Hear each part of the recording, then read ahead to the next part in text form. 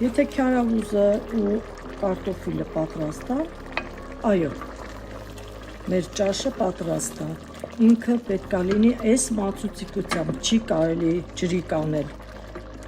Եվ պետք է ուտել լիմոնի հյութը վրեն քամած։ Շատ համեղ է եւ առողջարար, անուշ լինի։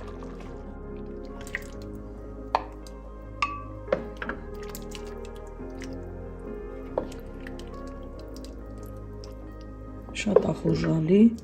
տեսք ունի եւ շատ համեղ։ Ջրից էլ լցնել մի քիչ։